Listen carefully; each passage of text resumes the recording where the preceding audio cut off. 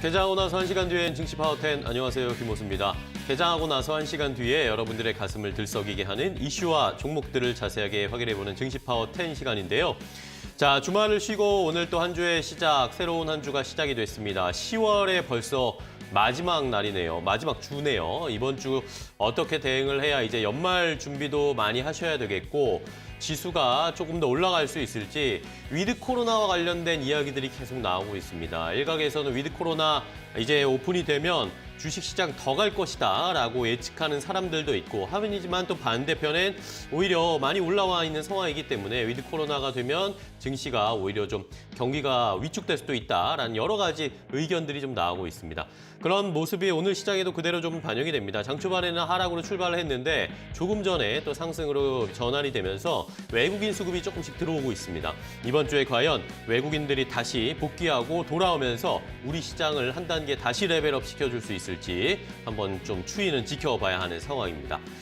자, 오늘 여러분들을 위해서 여러 가지 이슈와 종목들을 준비를 했습니다. 가장 먼저 이슈 파워 시간에는 말씀드렸듯이 이 위드 코로나와 관련된 여러 가지 관심이 쏠리고 있습니다. 과연 위드 코로나 이렇게 코로나와 함께 가는 생활을 하게 되면 우리 주식시장은 더 갈 수 있을지 아니면 많이 올랐던 것을 좀 반납하게 될지 그런 것들을 한번 전망해 보도록 하겠고요. 자, 계속해서 증시 수다 시간에는 최근에 여러 주도주 테마들이 있지만 역시 가장 넘버원은 메타버스다라고 생각하는 전문가의 시각을 함께 확인해 보도록 하겠습니다. 그리고 마지막으로 여러분들 종목 10가지 빠르게 저희가 알려드릴 테니까요. 끝까지 함께 하시면서 스피드 종목 10에서 종목까지 두둑하게 얻어가시길 바랍니다. 자, 그럼 증시 파워10 오늘 순서 본격적으로 시작해 보도록 하겠습니다. 가장 먼저 여러분들이 꼭 아셔야 하고 가장 궁금해하는 이슈를 확인해보는 이슈 파워 시간인데요. 자, 오늘은 이슈 파워 루코투자연구소의 임순재 대표와 함께 확인해 보도록 하겠습니다. 대표님 안녕하세요. 네, 안녕하십니까? 네, 반갑습니다. 자, 오늘 또 대표님이 어떤 이슈 두 가지를 가지고 오셨을지 궁금한데요. 자, 첫 번째 이슈부터 바로 공개해 드리겠습니다. 자, 지난 주말 사이에 여러분들 어디 다녀오셨나요? 위드 코로나에 쏟아지는 도심 인파 많은 분들이 느끼셨을 겁니다. 자, 이제 사회적 거리두기가 완화되는 상황이 이어질 것이고 코로나와 함께 가는 생활이 눈앞에 다가오고 있습니다. 그렇다면 과연 이 위드 코로나가 우리 주식시장엔 어떤 영향을 미칠지 자세하게 분석해 보도록 하겠습니다.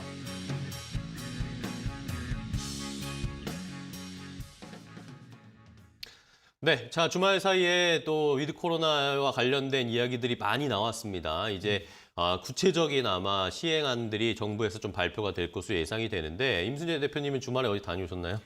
네, 저는 고구마를 캐러 갔다 왔습니다. 예, 그러시군요. 그만큼 이제 많은 분들이 좀 밖에 활동도 많이 하고 제가 방송 전에 살짝 말씀드렸지만 해외여행을 가시는 분들도 종종 보입니다. 자, 이런 위드 코로나 시장, 앞으로 위드 코로나의 상황 어떻게 전개가 될까요? 네, 좀 전에 앵커님도 말씀하셨듯이 지금 시내도 상당히 북적거리는데요. 네. 제가 어저께 시 외곽에 있는 이제 주말농장을 잠깐 갔다 왔는데 그 주변의 음식점들이 엄청나게 사람이 많더라고요. 제가 1시 반에 갔는데 30분 넘게 대기를 하고 점심을 먹었습니다. 그러니까 네네. 그만큼 사람들이 이제 밖에 활동을 좀 많이 하고 계시다라고 보시면 될 것 같고요. 일단 이렇게 그 사람들이 이제 활동을 많이 하게 되는 게 이제 사회적 거리 완화두기가 이제 실시할 것이다라는 이제 기대감이 이제 지금 시장에 좀 먼저 반영되는 거 아닌가라는 생각을 하고 있습니다. 네. 특히 이제 지난 10월 18일부터 모임 관련된 인원수 제한이 좀 완화가 됐습니다. 그렇죠. 수도권 같은 경우 8명까지 충분하게 모일 수가 있고요. 그다음에 독서실 영화관 같은 경우도 12시까지 이제 영업이 허용되는 그런 상황이다라고 보시면 될 것 같고요. 지금 이제 사회적 거리두기를 하면서 이제 위드 코로나를 얘기를 하면서 지금 코로나 백신 완료자에 대한 그 얘기가 같이 나오고 있습니다. 한 70%가 도달되면 이제 위드 코로나 시대에 이제 접어든다라고 이제 정부에서도 얘기를 했고요. 지난 10월 24일 0시 기준으로 해서 지금 코로나 백신 접종자가 국내에 3,596만 명입니다. 전체 인구의 70%, 이제 기준치 70%가 넘었죠. 빠르게 올라왔습니다. 네, 그렇죠. 18세 이상 기준으로 한다라고 하게 되면 81.5%입니다. 그러니까 80%가 넘을 만큼 좀 많이 그렇게 접종을 하셨다라는 거고요. 그러다 보니까 이제 정부 입장에서도 보면 위드 코로나에 대해서 이제 본격적으로 이제 얘기가 나오고 있지 않나라는 생각이 들고 있습니다. 네. 자, 말씀해 주신 것처럼 우리나라 뭐 처음에 초반에는 백신과 관련된 이야기 나올 때 백신 수급이 딸린다, 뭐 늦다, 뭐 이런 이야기가 있었는데 막상 확보를 하고 접종을 하기 시작하니까 굉장히 빠른 속도로 네, 지금 이 접종 완료자들이 늘어나고 있습니다. 뭐 해외에서도 이러다 보니까 위드 코로나와 관련해서 위드 코로나 정책으로 전환한 나라들이 꽤 많이 나오고 있고 우리도 이런 거에 좀 뭐 따라가는 모습이죠. 네, 그렇죠. 뭐 대표적으로 요즘에 이제 영국 프리미어 그 리그들 뭐 네. 게임들 보실 텐데 다 마스크 없이 옆에 그러니까요. 다닥다닥 붙어서 응원합니다. 뭐 저희 입장에서 보면 상당히 이해는 안 가지만 그만큼 이제 유럽 지역 같은 경우 위드 코로나가 이제 상당히 좀 진행이 됐다라고 생각이 되고요. 물론 이제 그렇게 다닥다닥 붙어 있다 보니까 또 확진자 수도 좀 확진자가 많이 늘어나는 또 그런 또 부작용도 있긴 하지만 뭐 국내 같은 경우는 일단은 그 거리적 완화두기를 한다라고 해도 실내에서 뭐 마스크 쓰는 건 뭐 계속 좀 이어지지 않을까 좀 생각을 하고 있고요. 대신 이제 카페 등에 대한 이제 영업 시간 제한이 아마 폐지가 될 걸로 그렇게 좀 예상이 되고 있습니다. 네. 뭐 일단 금일 같은 경우에 일상회복 방안에 관련된 이제 공청회를 이제 실시할 예정입니다. 이렇게 이제 실시가 돼서 의견을 수렴하고 나면 10월 29일 날 과연 이제 일상회복을 어떤 식으로 할 건지에 대한 이제 발표를 할 예정으로 그렇게 얘기되고 있습니다. 아마 빠르면 11월 1일부터 아마 이런 이제 그렇죠. 확대안이 아마 실시되지 않을까라는 뭐 얘기가 나와 있고요. 늦어도 그 다음 주 정도 되면 이제 실시가 될 걸로 그렇게 예상이 되고 있습니다. 네. 그러다 보니까 이제 위드 코로나에 대한 이제 관심들이 좀 많이 생기실 수밖에 없는 거죠. 근데 위드 코로나 주식들이 그동안 좀 많이 올랐습니다. 네. 네, 많이 올랐고 뭐 그 와중에 이제 일부는 조금 조정을 받고는 있지만 아직까지도 바닥 기준으로 본다라고 하게 되면 뭐 올라간 폭이 그렇게 높지는 않다. 라고 아직까지 생각이 되고 있습니다. 특히 이제 위드 코로나 업종 한다라고 하게 되면 뭐 피해 업종은 전부 다 뭐 수혜 업종이다라고 뭐 역으로 생각하시면 될 것 같고요. 대표적으로 뭐 여행이나 저가 항공, 면세점, 의류, 화장품, 음식료에 대한 뭐 다양하게 많이 있다라고 보시면 될 것 같고요. 그 중에서 이제 제가 오늘 좀 관심 있게 좀 보셔야 될 건 아마 주류 기업 아닌가라는 생각을 좀 하고 있습니다. 네. 뭐 대표적으로 뭐 하이트 진로나 아니면 롯데칠성 같은 그런 기업인데요. 그 이유는 뭐냐면 그 이제 주류 업체들의 이제 매출을 보면 그 매출의 한 절반 이상이 이런 음식점 관련된 매출입니다. 네. 그런데 지금 그쪽 관련된 그렇죠. 매출이 뭐 상당 뭐 절반 이하로 지금 줄어 있는 그런 상황이기 때문에 만약 거리두기 완화가 실시된다라고 하게 되면 이런 이제 음식점 내에서 주류 판매가 증가를 하게 될 거고요. 그렇죠. 그러다 보면 지금보다 뭐 매출이나 수익 측면에서 전부 개선되지 않을까라는 생각을 좀 해보고 있습니다. 게다가 뭐 최근 들어 뭐 가격은 조금 오르긴 했지만 아직까지는 뭐 코로나 이전에 비하면 뭐 상당히 좀 저평가되어 있는 그런 상황이니까 그런 점도 감안하셔서 아마 투자 임하시는 것도 나쁘지 않을 걸로 그렇게 생각이 됩니다. 네. 자, 이렇게 위드 코로나로 이 수혜를 볼 수 있는 업종 여러 가지가 있지만 임순재 대표님은 주류 업종이 아무래도 조금 더 수혜를 보면서 좋은 주가 상승도 보여줄 수 있지 않을까라고 예상을 하시고 있고요. 자, 그럼 마지막으로 위드 코로나 관련된 전체적인 증시의 분위기로 봤을 때는 임순재 대표님은 만약에 위드 코로나 이제 뭔가 오픈이 되고 경제 활동이 더 활발해지면 주식 시장 전체적으로도 좀 상승할 거라고 보세요? 아니면은 그동안 올라왔던 것들이 충분하니까 좀 지지부진할 거다 이렇게 보세요? 일단 종목별로는 달라질 것 같고요. 지수 같은 경우는 위드 코로나뿐만 아니라 대외적 여건이라는 부분이 같이 있습니다. 특히 이제 인플레이션 관련된 우려가 지금 시장을 좀 짓누르고 있는 그런 상황이니까 뭐 그런 인플레이션 된 우려가 좀 해소되는 시점까지는 뭐 위드 코로나를 해도 뭐 시장 자체는 조금 지지부진할 그런 개연성이 좀 있지 않을까라는 생각을 좀 해봅니다. 알겠습니다. 자, 전체적인 시장에 대한 전망까지 함께 확인을 해봤습니다. 자, 첫 번째 이슈 여기서 좀 마무리하겠고 두 번째 이슈로 그럼 바로 이어가겠습니다. 바로 공개해 보시죠. 자, 두 번째 이슈는 바로 지방 금융주들을 좀 살펴보자라는 의견들이 여기저기서 나오고 있습니다. 지방 금융주들이 어닝 서프라이즈를 나타낼 것으로 예상이 되는데 그렇다면 주가도 함께 랠리를 나타낼 수 있을지 함께 예측해 보도록 하겠습니다. 자, 이제 본격적인 실적 시즌 이번 주에도 여러 기업들이 실적 발표하고 지난주에 대형 금융주들이 일단 좀 실적을 발표했는데 역시나 좋은 실적들이 나왔습니다. 그렇다면 이 지방 금융 중소은행들도 은행주들도 좋은 실적을 나타낼 수 있을까요? 네, 뭐 당연히 나타내지 않을까라는 생각이 들고 있습니다. 뭐 지난주에 실적을 발표한 KB나 아니면 뭐 하나금융지주 같은 경우는 뭐 분기 실적으로 뭐 사상 최대치를 기록할 만큼 뭐 상당히 좀 좋았다라고 보시면 될 것 같고요. 이렇게 이제 좋았었던 이유가 금리 인상에 대한 그 수혜가 아닌가라는 생각이 듭니다. 대출 금리가 많이 올라가는 그런 영향이 있다라고 보시면 될 것 같고요. 지방권 은행 같은 경우도 대출이 증가세가 좀 높게 지금 이루어지고 있다라고 보시면 될 것 같습니다.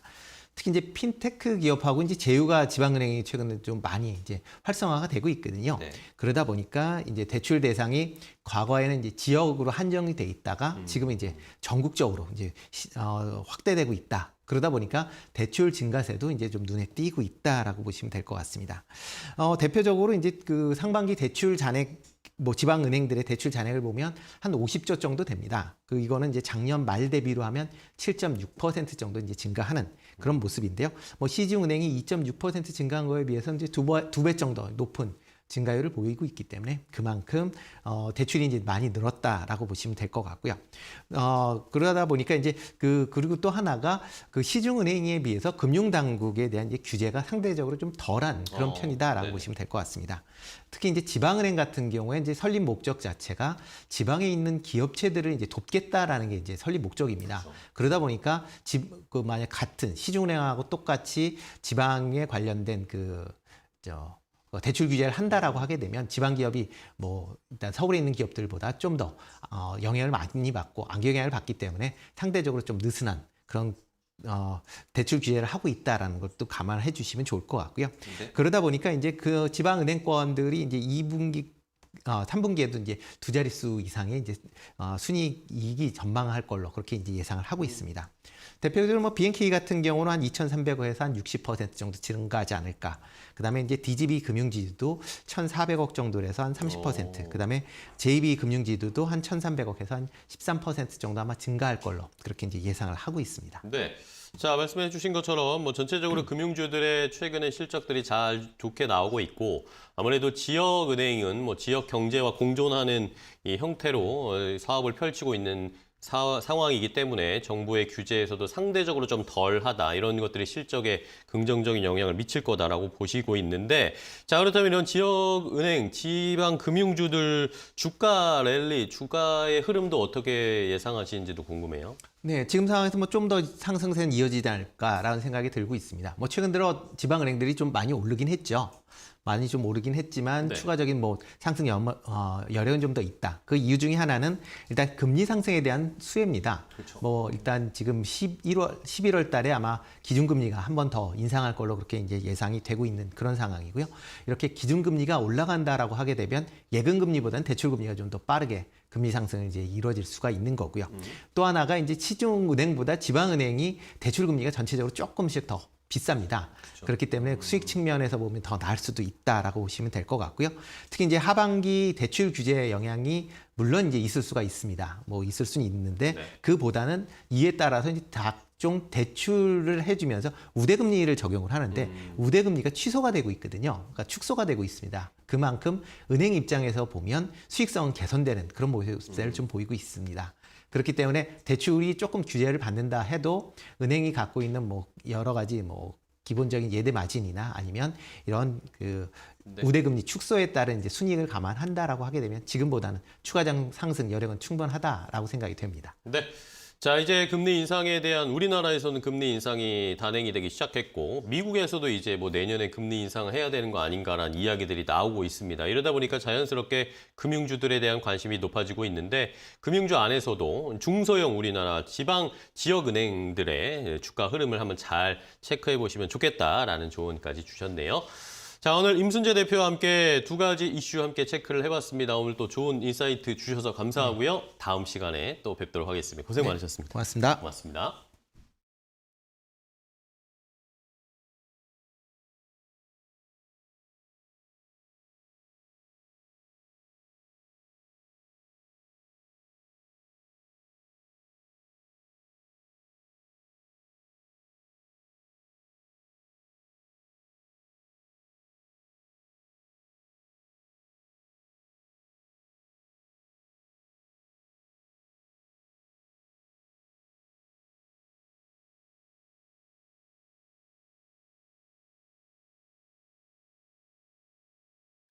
네, 현재 시간 10시 15분을 향해서 달려가고 있습니다.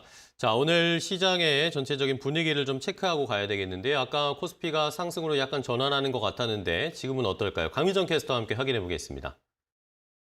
네, 이 시각 업앤다운 강미정입니다. 코스피 지금은 파란불 켜고 있습니다. 약보합권에서 지지부진한 흐름 이어가는데요. 오늘도 3,000선 두고 오르내리고 있고요. 장중 저점은 2,983포인트 개장 초반에 기록을 했습니다. 코스피에서는 기관이 많이 팔고 있고요. 코스닥에서는 외국인이 주로 매도하고 있습니다. 이어서 업특징주 살펴보도록 하겠습니다. DA테크놀로지 개별 이슈 있습니다. 이어서 위드 코로나 관련주 묶어서 살펴보고요. 마지막으로 원전 관련주 한신기계까지 만나보도록 하겠습니다. 아마존 전기차로 유명한 리비안의 파트너사로 선정됐다는 소식에 DA테크놀로지 강세입니다. 현재는 조금 상승폭이 둔화된 채로 흘러가고 있는데요. 오늘 리비안과 배터리 제조 장비 공급 계약을 체결했다라고 밝혔습니다. 뿐만 아니라 이미 지난주 금요일에 1차 구매 주문서를 받아서 초도 납품을 준비하고 있다고 알려져 있습니다. DA테크놀로지는 이 초도 주문을 통해서 시험 생산을 하고요. 다음 달부터는 점차 수주를 더 확대해 나갈 것이라고 밝혔습니다.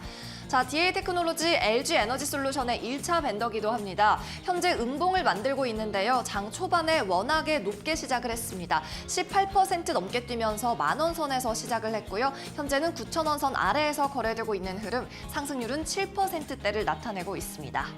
그럼 이어서 업특징주 두 번째 종목도 살펴보시죠. 오늘 오후 정부에서 위드 코로나 초안을 발표합니다. 이를 앞두고 경기 재개주가 일제히 강세를 보이고 있는데요. 정부는 오늘 오후 2시에 공청회를 열고 식당과 카페의 영업시간 제한을 없애는 내용을 골자로 한 위드 코로나 초안을 발표할 예정입니다. 식당과 카페뿐 아니라요, 영화관과 학원 등에 대해서도 영업시간 제한이 해제가 될 전망입니다. 위드 코로나에 대한 최종안은 이번 주 금요일에 나올 전망이고요. 이를 앞두고 이번 주 월요일인데 오늘 경기 재개주 일제히 상승으로 출발을 합니다. 이 모두투브와 노랑풍선 같은 여행 관련주들, 또 토니모리와 호텔신라 같은 이 면세점 관련주들, 그리고 롯데관광개발 카지노 관련주까지 전부 급등 움직임 나타내고 있습니다. 그럼 이어서 세 번째 업특징주도 확인해 보도록 하겠습니다. 오늘 원전주들의 움직임 아주 강합니다. 여러 호재가 한데 묶이고 있는데요. 일단 지난 주말, 지난 토요일에 한빛 5호기가 발전을 재개했고요.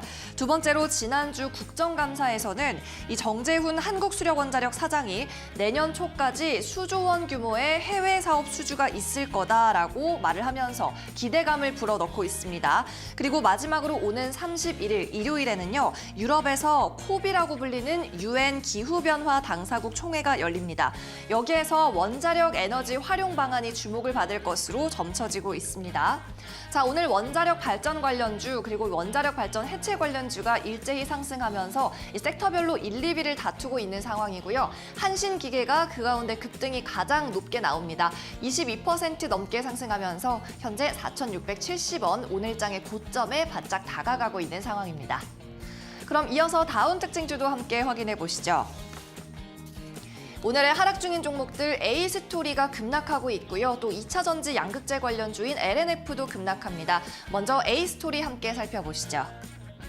최근 K 콘텐츠가 시장에서 크게 주목을 받는 가운데 지난 토요일에는 시장의 최대 기대작이었던 지리산이 첫 방영을 했습니다.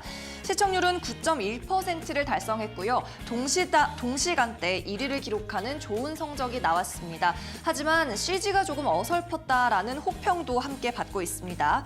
지리산은 배우 전지현 주연, 그리고 킹덤의 김은희 작가 대본, 도깨비의 이응복 감독이 메가폰을 잡으면서 이 라인업이 상당히 화려해서 주목을 받았습니다.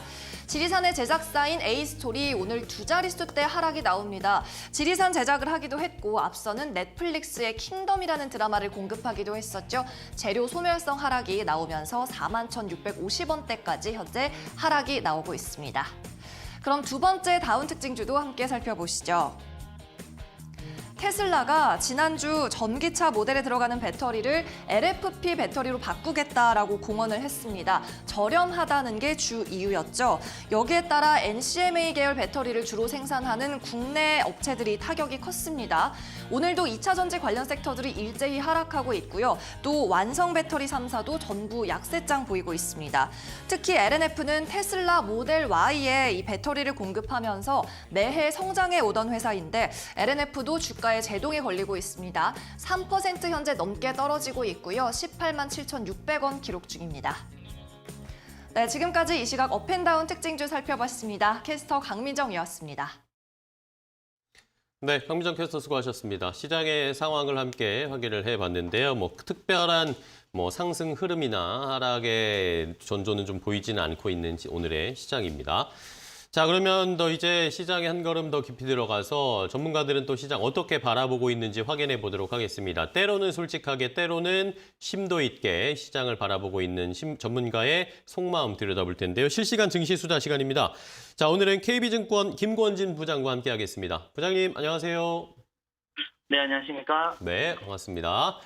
자, 오늘 또 한 주가 시작이 됐습니다. 자, 최근에 우리 시장을 주도한다고 해야 될까요? 많은 이슈가 있는 섹터가 아무래도 컨텐츠라든지 이제 또 위드 코로나 관련된 이야기들, 또 원전 관련 종목들, 이런 종목들이 그나마 좀 힘을 내고 있는데 부장님께서는 어떤 섹터나 이 테마들을 좀 주목하고 계신지 궁금합니다.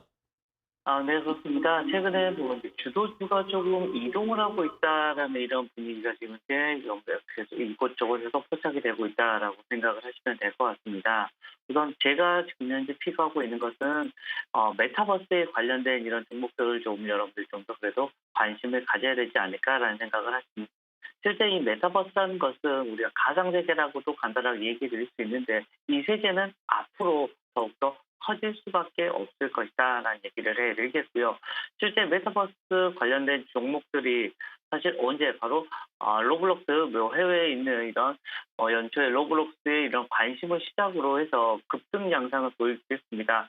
하지만 메타버스 관련된 기업들이 한 7월에서 8월 달에 대부분 고점을 기록한 이후에 조금 조정이 나왔었죠. 한 2달 정도 조정이 나왔는데 다시금 최근에 어떤 이슈, 바로 이 ETF들이 상장이 되면서 거기에 대한 수급이 몰리고 있다라고 판단을 하셔야 될 것 같습니다. 실제 최근 들어서 ETF 출시된 이후에 이런 주가가 좀 많이 움직이는 이런 업종들이 많이 생기고 있는데요. 대표적으로 이런 비트코인 관련된 이런 것이 실제 뉴욕에 이런 ETF가 생긴다는 이런 이슈가 나오면서 비트코인이 역사적 고점이 나왔던 것처럼 메타버스도 지금 현재 마찬가지로 진행이 되고 있다라고 생각을 하셔야 될 것 같습니다. 실제 메타버스 ETF 출시 이후에 관련 기업들의 주가가 추세적인 상승이 나오고 있고 오늘은 조금 이런 살짝 조정을 받고 있는데 다시 한번 움직여줄 수 있는 모습은 충분할 것이다라는 거 얘기를 해드리겠습니다. 최근에 저희 회사 KB자산운용에서도 나타났었고 미래셋 그리고 삼성 그리고 여러 가지 이런 ETF들이 계속해서 펼쳐지고 있다라는 얘기를 해드리겠고요. 실제 운용의 전략을 조금씩 앞에서 얘기했던 대로 여러 이런 증권사가 ETF를 만들고 있어서 조금 다를 수 있습니다. 하지만 주요 투자 대상은 거의 비슷합니다. 메타버스 관련 기업을 뽑는다는 점에서 투자자들이 많은 관심을 갖고 있다라고 생각을 하셔야 될 것 같고요. 실제 지금 현재 가장 크게도 거기 위에도 지금 현재 시장에 가장 핫한 바로 이 엔터나 게임 플랫폼 업체들도 대거 편입이 되어 있는 ETF다라고 생각을 하셔야 될 것 같습니다.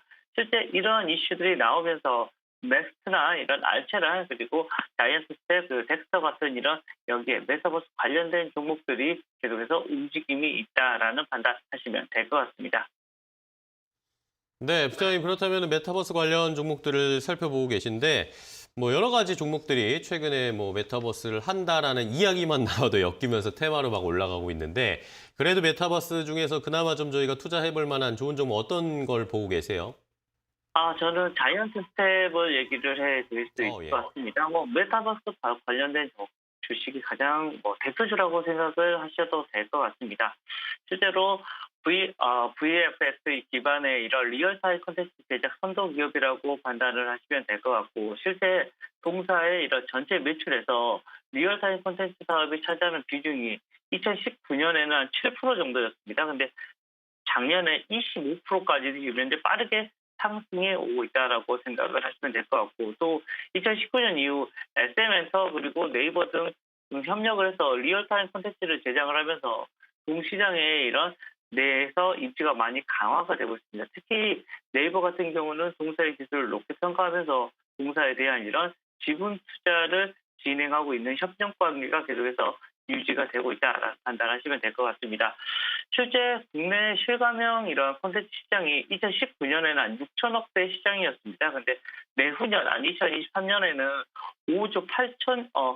5조 원이 넘어가는 이런 큰 폭의 이런 성장을 할 것이다라는 것. 즉, 연 단위로 76% 이상의 폭발적인 성장세를 기록할 거고, 이렇게 되면 자연스럽게 자이언트텍 같은 경우 여기에 큰 수혜를 받을 수밖에 없다라는 겁니다. 실제 자이언트텍 같은 경우는 인력이나 인프라, 레퍼런스를 고르게 갖추고 있어서 향후에 리얼타임 콘텐츠 시장에서 폭발적인 성장에 대응이 가능할 것이다라고 판단하시면 될 것 같고요. 앞으로도 여기 관련된 이런 종목들이 계속해서 좀 긍정적인 모습이 나타나줄 수 있지 않을까라는 판단하시면 될 것 같습니다. 네, 부장님 오늘 말씀 잘 들었습니다. 좋은 종목 소개해 주셔서 감사하고요. 다음 시간에 또 뵙도록 하겠습니다. 고맙습니다. 네, 감사합니다. 네, 고맙습니다. 자, 이렇게 실시간 증시 수다까지 함께 확인을 해봤습니다. 저희가 이렇게 전해드리는 방송 내용은요, 시청자 여러분들의 투자에 참고가 되는 내용을 알려드리는 겁니다. 최종 투자 판단과 결정은 시청자 여러분들께서 직접 내리셔야 한다는 것은 다시 한번 강조드리겠습니다. 자, 그럼 이제 여러분들 시장도 보셨고 내 계좌도 확인하셨을 텐데 이제 여러분들에게 알려드릴 만한 좋은 종목을 소개해드리겠습니다. 10가지 종목을 빠르게 릴레이로 소개해드리는 스피드 종목 10으로 바로 이어가겠습니다.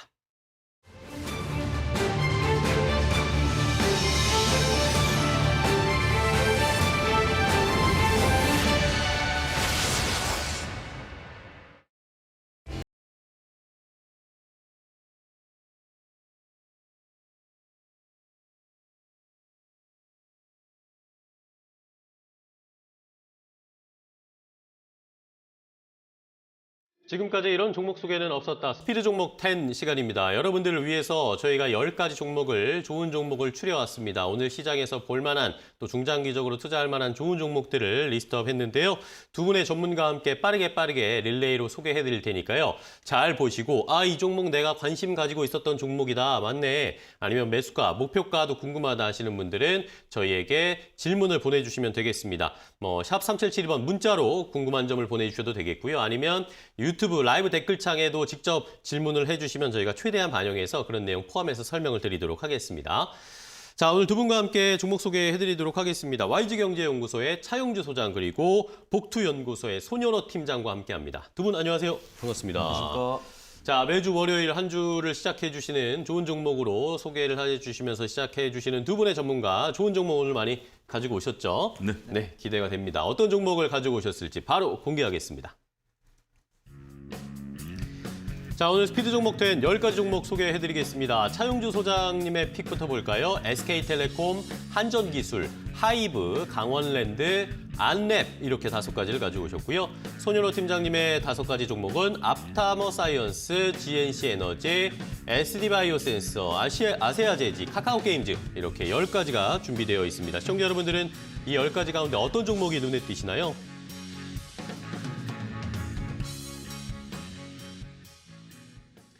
네, 이렇게 10가지가 준비되어 있습니다. 이 종목들 가운데 시청자 여러분들이 궁금하신 점, 이거 내가 가지고 있다, 목표가 어느 정도로 잡아야 되나 하시는 분들 좋고요. 아니면 이 종목 중에 내가 매수하고 싶은데 매수가 얼마 정도로 잡으면 좋을까 하시는 분들도 저희에게 유튜브 라이브 댓글창이나 샵 3772번으로 궁금한 점 보내주시면 저희가 최대한 반영해서 설명해드리겠습니다. 자, 그러면 릴레이 바로 시작을 해보도록 하겠습니다. 종목 릴레이 첫 번째 종목부터 우리 차용주 소장님께서 소개해 주시죠. 예, SK텔레콤을 말씀드리도록 네, 하겠습니다. SK텔레콤. 예, 지난번에 한번 말씀을 좀 드린 적이 있는데요. 시간이 좀 오래 지났고 이제 좀 이슈가 될 것 같아서 말씀을 드렸습니다. 네. 일단 인적 분할 시기가 다가오고 있습니다. 그렇죠. 우리가 이제 배터리 회사들의 물적 분할과 다르게 인적 분할 같은 경우는 현재 지금 SK텔레콤이 통신회사에서 비통신회사로 이제 서로 회사를 두 개로 자르죠. 그러면 두 회사 모두 지분을 가질 수 있다. 이렇게 좀 말씀드릴 수가 있겠습니다. 일단 물적 분할 같은 경우는 전체적으로 봤을 때 우리가 한 회사를 갖고 있고 신설되는 회사를 주식을 매수해야 되지만 인적 분할은 가만히 있어도 두 회사가 다 들어오게 된다는 거죠. 물론 한 주가 0.5 이렇게 나눠서 들어오긴 합니다만 증권가에서는 분할 전에 매수를 좀 추천하고 있습니다. 왜냐하면 두 회사다. 그러니까 통신회사와 비통신회사라고 한다면 11번가와 SK하이닉스 등 다양한 지분들로 이루어지고 있는데요. 이런 쪽들에 대한 수익성 개선 효과를 충분히 기대할 수 있다라고 좀 얘기를 하고 있습니다. 그러니까 우리가 이제 SK텔레콤 하면 통신회사에 너무 얽매여 있었었는데 이런 부분들은 뭐 통신회사로서의 지분 가치 충분히 재반영될 수 있다라고 보여지고 네. 비통신회사 부분들에 대한 지분 가치가 이제 새롭게 부각이 된다라면 나중에 우리가 뭐 사도 되는 거 아니냐 이거보다는 차라리 지금 사서 두 개의 회사로 분할돼서 양 회사가 커가는 모습들 다른 인적 분할과 좀 다른 모습들 우리가 확인할 수 있지 않겠는가 말씀드릴 수가 있겠습니다. 네, 좋습니다. SK텔레콤의 인적 분할 이제 타이밍이 얼마 남지 않았습니다. 카운트다운에 들어가게 되는데 그때 가서 뒤늦게 따라잡지 말고 지금 오히려 사놓고 그때 상승을 즐겨보자라는 취지로 SK텔레콤을 처음 소개해 주셨습니다. 자, 다음은 손윤호 팀장님의 첫 번째 종목을 소개해 주실까요? 네, 제가 첫 번째로 준비한 종목은 앞타머 사이언스입니다. 네. 네, 이제 포항공대에서 앞타머 사업단에서 분리상장해서 이제 기술력을 인정받아서 상장된 기술 특례 상장 기업이다라고 좀 볼 수가 있겠는데요. 이 플랫폼 기술력이 높은 당뇨 치료제, 항암제 개발 기술력으로 높은 평가를 받고 있습니다. 그리고 현재 상장에서 한 1년 정도가 지났는데 네. 그 1년 기간 동안 현재 9개가지의 파이프라인을 보유하고 있고 5개 회사의 공동 연구 또는 전략적 파트너 관계를 맺고 있습니다. 이 기술 특례 상장 기업이라고 하면 보통 좀 재무 가치가 훼손되어 있기 마련인데 네. 우선 앞타모 사이언스 같은 경우도 기본적으로 상장 당시는 재무 가치가 좀 부정적이었으나 이 상장이 지나고 이러한 좀 연구 개발을 주력으로 하는 기업이기 때문에 좀 기업 규모도 작고 연구진 외에는 생산 기술이 없기 때문에 이 매출이나 영업 이익을 이제 기술 이전을 통해서 진행하고 있는데 이러한 파이프라인과 공동 연구 결과를 통해서 몇 가지 정도 기술 이전하면서 지금 적자 폭은 둔화가 되고 있다라고 말씀드릴 수 있겠어요. 그리고 오늘부터 이제 28일까지 이제 바이오 유럽 2021에 참가를 통해서 이 핵심 플랫폼 기술인 앞타머와 주요 파이프라인을 발표할 예정이고 이 글로벌 제약사와 10개 정도의 글로벌 제약사와 미팅을 진행하는데 이 미팅을 통해서 기술 이전이 확실히 나온다라고 말씀드리기보다는 월등한 기술력을 가지고 기술 이전이 꾸준히 진행되고 있는 그다음에 이번 바이오유럽 2020을 통해서 추가적인 재무가치 향상되는 종목이다라고 좀 말씀드리도록 하겠습니다. 네, 좋습니다. 앞타머 사이언스를 첫 번째 손윤호 팀장님이 소개를 해주셨습니다. 자, 다음 종목으로 바로 이어가겠습니다. 차영규 소장님 두 번째 종목이요. 네, 두 번째 종목은 지금 오늘 시장에서 가장 핫한 업종 중에 하나인 원전 관련해서 네. 한전 기술을 좀 말씀드릴 수가 한전 있겠습니다. 우리가 이제 소형 원전 테마주들이 지금 현재 계속해서 올라가고 있는데요. 이러한 것들 지금 뭐 여러분 일부 투자자분들은 혼동이 좀 있을 겁니다. 정부가 원전을 이제 없애는 쪽으로 가는데 왜 이렇게 소형 원전 관련주들이 최근에 지난주부터 이렇게 올라가느냐라고 의아해하시는 분들도 있을 겁니다. 지금 현재 올라가는 쪽들은 일반 대형 원전이 아니라 소형 원전이라는 점이 특이사항이다라고 좀 말씀드릴 수가 있겠습니다. 정부가 원전을 줄여간다라는 방향에 대해서는 뭐 현재 지금 중기적인 개념이고요. 아직까지 우리가 원전을 문 닫은 것은 없다라는 점을 다시 한번 팩트 체크를 해드리겠고요. 네. 그래서 일단 정부가 내년도 정부의 원전 예산은 4%를 증액을 했습니다. 그러니까 전반적으로 그 원전 관련해서는 아직까지는 수혜를 볼 수 있다는 거죠. 그리고 이러한 부분들이 지금 소형 원전과 관련된 부분들은 우리가 IAEA 국제 해군 그 단체로부터 우리가 폐연료봉에 대한 개발 승인을 받았습니다. 무슨 얘기인 거 아니? 북한 같은 경우 폐연료봉을 가지고 이제 핵무기를 개발한다. 뭐 이런 위험성 때문에 이게 허가 사항이었는데 이게 이제 그 허가가 됐죠. 이걸로 우리가 핵무기를 개발한다는 게 아니라 소형 원전에서는 대형 원전에서 나온 폐연료봉 갖고 원전이 가동이 가능하거든요. 그렇게 된다면 지금 땅 속에 묻어두기만 하던 이러한 폐연료봉을 꺼내서 소형 원전을 지역 단위로도 개발할 수 있다는 거죠. 안전성도 높아지고 있고요. 그리고 이제 내년에 또 대선이 일어나죠. 그렇게 된다면 문재인 정부의 어떤 기조라든지 이런 것들도 바뀔 가능성 우리가 또 일부 있을 수 있기 때문에 원전 관련주들에 대한 기대감 단기적으로는 봐도 되지 않을까 말씀드릴 수 있겠습니다. 네, 좋습니다. 자, 한전 기술을 최근에 원전과 관련해서 이 소형 모듈 원전이 각광을 받고 있죠. 이러면서 우리 시장에서도 원전 관련 종목들이 좋은 시세가 나오고 있습니다. 앞으로의 정책이 어떻게 될 것인지도 살펴봐야 되겠는데 지금 뭐 문재인 대통령이 오늘 처음 새 예산안 2022 예산안 시정연설을 지금 국회에서 하고 있는 상황인데 여기에서도 뭐 어떤 이야기들이 나올지 또 유럽을 방문을 할 때 과연 원전 세일즈가 일어날 수 있을지 이런 것들도 또 모멘텀이 될 수 있으니까 살펴보시면 좋겠고요. 자, 이런 중에 중국 쪽의 시장도 개장이 돼서 좀 출발 상황을 확인하고 가겠습니다. 중국 상해 종합지수는 소폭 하락하면서 0.23% 하락 출발합니다. 3,574포인트 선에서 시작이 됐고요. 홍콩 항생지수도 역시 하락 출발인데 0.41% 하락하면서 역시 하락 출발을 보이고 있습니다. 오늘 뭐 전체적으로 아시아 시장이 하락세로 출발을 하고 있는 양상인데요. 우리는 또 상승 하락을 좀 왔다 갔다는 하고 있습니다. 일본 니케이 지수는 0.62% 빠지고 있지만 코스피는 지금 0.18% 다시 상승으로 좀 전환이 된 상황이다라는 것까지 확인을 해봤습니다.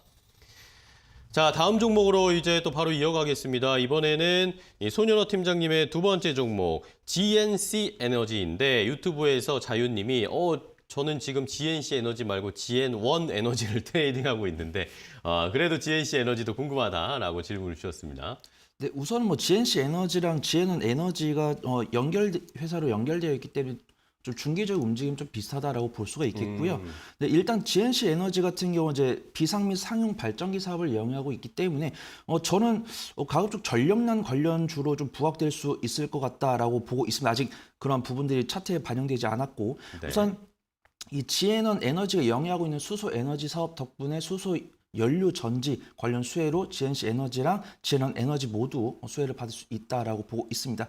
지금 뭐 이제 소장님께서 말씀해 주셨지만 지금 광장이 이제 대두되고 있는 부분들이 신재생 에너지랑 친환경 부분인데 현재 기대감에 좀 급하게 달려왔다라고 하면 이제는 조금 더 옥석을 가려야 된다라는 전문가들의 시선이 있습니다. 지금 뭐 바이든 대통령 취임 전에도 뭐 신재생 에너지에 대한 기대감이 상당히 많았지만 실질적으로 우리가 일궈놓은 기술력을 본다라고 하면은 지금 이런 화석 연료를 대체할 수 있다라는 판단이 안 들면서 사실상 이 원전 관련 이야기도 많이 나오고 있고 네. 이 원전에 대한 뭐 의견이나 이런 부분도 정치적인 부분이기 때문에 삼가를 하도록 하겠지만 어느 정도 지금 당장 신재생 에너지로 넘어가기보다는 조금 더 화석 연료에 대한 필요성이 부각되고 있기 때문에 실질적으로 이러한 신재생 에너지 관련 기술을 갖고 있는 종목을 봐야 된다라고 좀 판단이 되고 있고요. 네. GNC 에너지 같은 경우 지금 실질적으로 전국 9곳에 이 바이오가스 발전소를 운영 중이기 때문에 실질적으로 친환경 신재생 에너지 단계적으로 넘어간다라고 했을 때 정부의 직접적인 정책 수혜를 받을 수 있는 종목으로서는 이 GNC 에너지 관련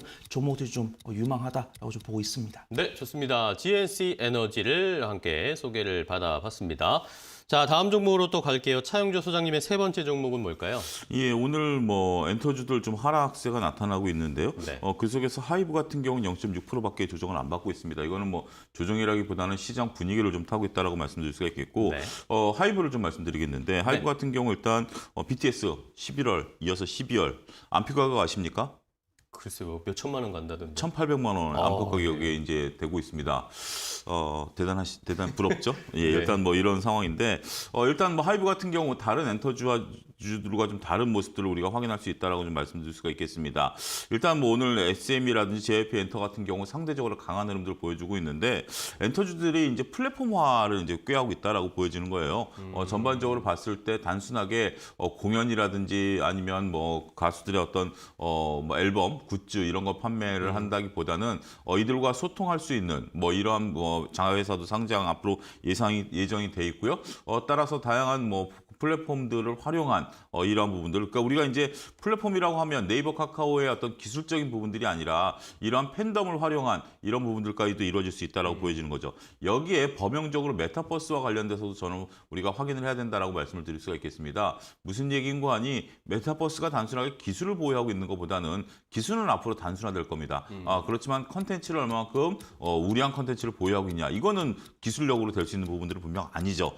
이런 것들은 수많은 노하우가 쌓여야 되고 이러한 것들이 비교 우위를 나타나게 된다면 하이브가 갖고 있는 어떠한 컨텐츠에 대한 재부가가치 이런 것들도 확인이 되지 않겠는가 말씀드릴 수가 있겠습니다. 네, 좋습니다. 하이브 차영조 소장님께서 이야기를 해주셨습니다. 뭐 지금 엔터 자체로도 좋은 상황이지만 메타버스와도 엮였을 때 또 대장주도 될 수 있다라는 그런 의견을 주셨네요. 자, 다음 종목으로도 갈게요. 이번에는 손윤호 팀장님의 세 번째 종목이죠.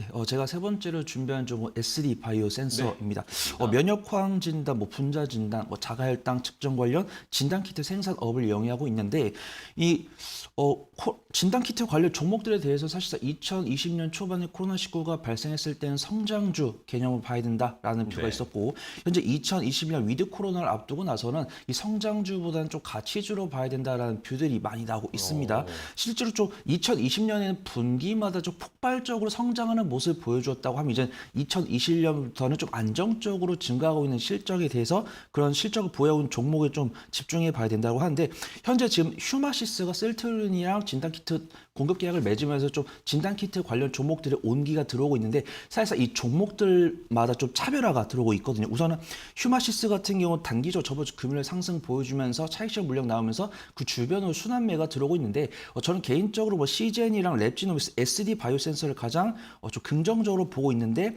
CJ나 랩지노믹스, SD 바이오 센서 모두 다 좀 업종 대비 저평가 매력도를 보유하고 있고 단일 공급 계약이 꾸준하게 나오고 있지만 이런 단일 공급 계약에 따라서 이제 외인이랑 기관이 적극적으로 좀 투자에 참여하고 있는 종목은 SD 바이오 센서가 아닌가라고 판단됩니다. 네. CJ나 랩지노믹스 같은 경우 단일 공급 계약이 지속적으로 공시가 되고 있지만 외인이랑 기관이 매수세가 들어온다라는 판단은 안 들고 있고 SD 바이오 센서 지금 일봉으로 나왔습니다. 보고 있으면은 쌍바닥 다지고 반등이 나오고 있는 이 상황인데 이게 외인과 기관의 수급 동향이기 때문에 2021년 하반기 성장성을 가진 진단키트는 역시 SD 바이오 센서를 지켜봐야겠다라는 말씀 좀 드리도록 하겠습니다. 네, 좋습니다. SD 바이오 센서 상장한 지 얼마 되지는 않았지만 오히려 앞으로도 지켜볼 여력이 있다. 시젠보다 오히려 SD 바이오 센서를 잘 살펴보자라는 의견을 주셨습니다.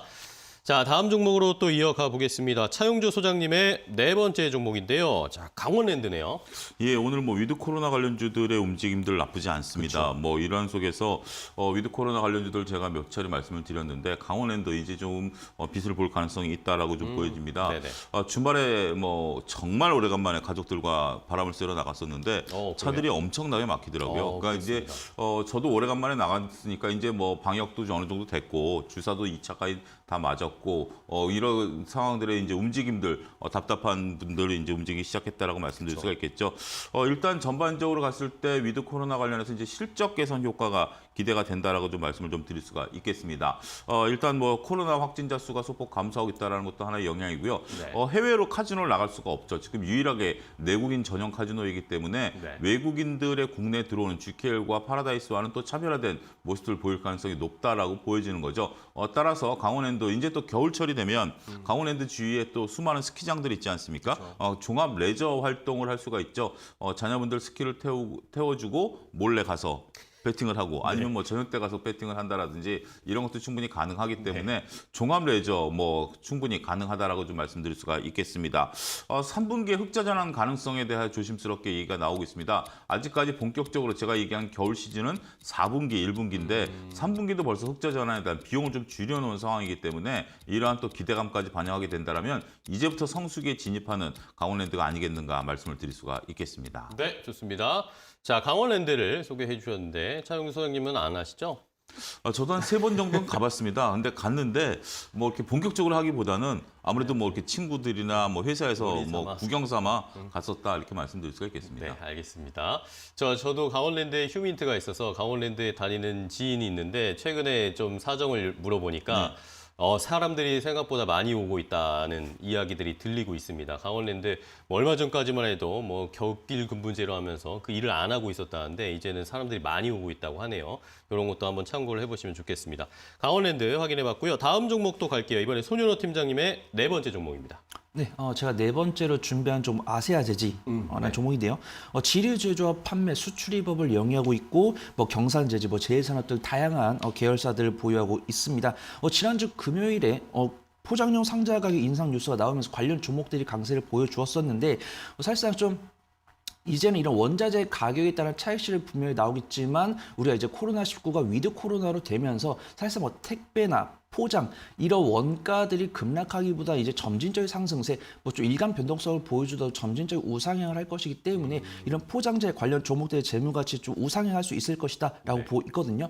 우선 저번 주 금요일 같은 경우는 좀 우리가 흔히 알고 있는 테마주, 뭐 테림 포장이나 대형 포장 이런 포장재 가격 인상에 따른 수혜가 사실상 없는 종목이지만 과거에 좀 변동성을 보여주었던 종목들 위주로 강세를 보여주고 있고 해당 종목들이 오늘 뭐 시장이 다소 좀 약보합권에 있기 때문에 좀 강세를 보이지 못하지만 이런 대장급 종목들이 강세를 보여준 다음에 차익실을 나올 때는 이제 그 후속주 이 포장재 가격 인상에 따라서 재무가치 향상될 것이라고 저명이 되지만 실질적으로 우리가 좀 안정적으로 매매할 수 있는 종목이 무엇일까 이런 부분을 분명히 시청자분들이 찾게 돼 있으시거든요.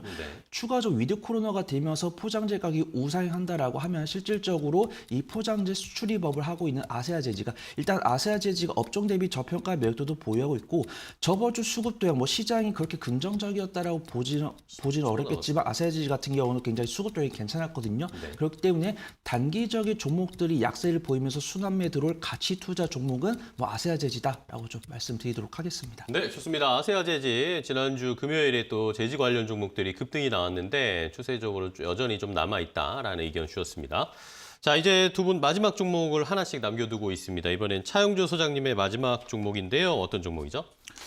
투자를 해야 될지 말아야 될지 고민을 저도 하고 있는 종목 중에 하나입니다. 뭘까요? 안랩인데요. 아, 안랩이요. 안랩을 제가 오늘 좀 갖고 온 게 그러게요. 뜬금없다. 차영주 평소에 모습과 뜬금없다. 뜬금없는 게 아닙니다. 이런 종목들을 다뤄줘야 된다고 저는 생각을 합니다. 왜냐하면 안랩 같은 경우 오늘 뭐 주가가 장중에 변동성이 좀 있죠. 주요한 이유는 대선 주자로서 안철수 씨가 이제 뭐 선언을 한다. 네. 조만간 뭐 이러한 영향을 좀 받는 것으로 보여집니다. 우리가 대선 관련주들을 투자를 해야 되느냐 말아야 되느냐 뭐 제가 뭐 어느 위치에 있는 것도 아니고 뭐 하라 말아라는 것은 어불성설이다라고 말씀드릴 수가 있겠죠. 하실 수 있는 분들은 하시라고 말씀드리는데 그 차관점을 말씀드리겠습니다. 일단 대선 인물 관련주들에 대해서는 저는 권해드리고 싶은 마음은 0.1도 없습니다. 따라서 대선 인물 관련주들에 대해서는 여러분들이 트레이딩에 능하시고 손절이 가능하신 분들, 치고 빠지게 능하신 분들만 가능하다라는 점을 말씀드리겠고요. 하지만 이제 앞으로 이제 지금 여권은 대선 주자가 정해졌고 야권도 조만간 대선 주자가 정해지겠죠. 그러면 이제 우리가 이제 전체 국민들이 원하는 게 그 정책 대결 아니겠습니까? 이런 정책 대결이 일어나게 된다라면 정책 관련한 테마주들에 대해서는 그래도 좀 트레이딩 관점의 접근은 유효하다. 하지만 이것도 장기적으로 볼 때까지는 조금 쉽지 않다라고 보여지고 단기적으로 이런 정책 테마주들에 대한 단기 트레이딩 관점은 충분히 공략 가능하다. 여기서 단기 공략이라고 한다면 역시 손절매가 가능해야 된다는 부분도 착안하셔서 매매에 접근하셔야 되지 않을까 말씀드릴 수가 있겠습니다. 네, 좋습니다. 안랩을 설명을 해주시면서 뭐 역시 이제 조금 있으면 대선이 또 본격적으로 시작이 되기 때문에 이 대선 관련 정치 테마 관련 종목을 어떻게 대응해야 하는 건지 한번 조언을 주셨습니다. 자, 그렇다면 안랩은 결국에 인물주의이기 때문에 별로 좋지 않게 생각하시는 거네요. 뭐 설명 잘하신 것 같습니다. 네, 알겠습니다. 네, 그렇게 저희가 알아서 듣겠습니다. 네. 자, 다음 이제 손윤호 팀장님의 마지막 종목은 뭘까요? 네, 제가 마지막으로 준비한 종목 카카오 게임즈입니다. 카카오 게임즈요? 사실 뭐 모르시는 분들 안 계실 거고 사실상 테마가 굉장히 많습니다. 신규 상장 이슈도 있었고 카카오뱅크 상장할 때 관련주로서 부각을 받았던 종목인데 최근에 이제 패스오브 엑자리나 스컬지, 그다음에 엘리온, 우마, 무스메 등 꾸준한 실적 뒷받침될 것으로 전망이 되고 있습니다. 이 증권사에서 제공하고 있는 리포트에 따르면 이 연말 실적 2021년 매출액 전년 동기 대비 101% 상승한 9,967억 원을 기록할 것으로 전망이 되고 영업이익은 138% 증가한 1,586억 원을 기록할 것으로 전망이 되기 때문에 지금 주가 기준으로는 업종 대비 근소한 저평가 매력도를 보유하고 있다고 하면은 2021년 연간 실적 발표 시즌이 됐을 때는 업종 대비 저평가 매력도가 조금 더 부각될 수 있다라고 좀 말씀을 드리도록 하겠습니다. 그리고 지금 뭐 카카오 같은 경우 지속적으로 경제 TV 관련해서 나오고 있지만 악재들이 어느 정도 선 반영이 되었고 서비스 업종으로 지금 외인과 기관들이 지속적인 순매수가 들어오고 있거든요. 뭐 그런 외인과 기관의 순매수 자금들이 대부분 뭐 일부 공매도의 환매수일 수도 있겠지만 우선은 카카오 게임즈 자체가 맥점 잡고 지금 우상향하고 있는 모습이기 때문에 2021년 하반기 실적 발표, 그다음에 악재들이 선반영된 부분, 그다음에 실질적으로 카카오페이가 오늘과 내일 청약이 되고 있는 부분들이 있기 때문에 청약률이나 카카오페이에 대한 기업 가치의 뭐 변화, 뭐 더 추가적 긍정적인 이슈가 나온다고 하면은 다시 한번 더 7월 말에 있었던 강세를 이을 수 있고 최근에 거의 2주 넘게 기간이 싹쓸이를 했습니다. 좀 긍정적으로 봐주시면 좋을 것 같습니다. 네, 좋습니다. 카카오 게임즈까지 손현원 팀장님이 마지막 종목 설명을 해주셨습니다.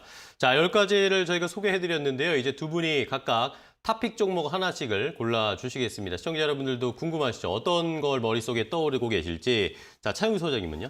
저는 SK텔레콤을 좀 말씀드리도록 하겠습니다. 뭐 SK텔레콤 같은 네. 경우는 전반적으로 탑픽 종목으로서 우수하지 않을까 말씀드릴 수 있겠습니다. SK텔레콤으로 예. 선정을 해주셨네요. SK텔레콤 아까 말씀해 주셨지만 인적 분할 되기 전에 미리 좀 담는 게 좋겠다라는 의견이셨고, 자, 손윤호 팀장님은요?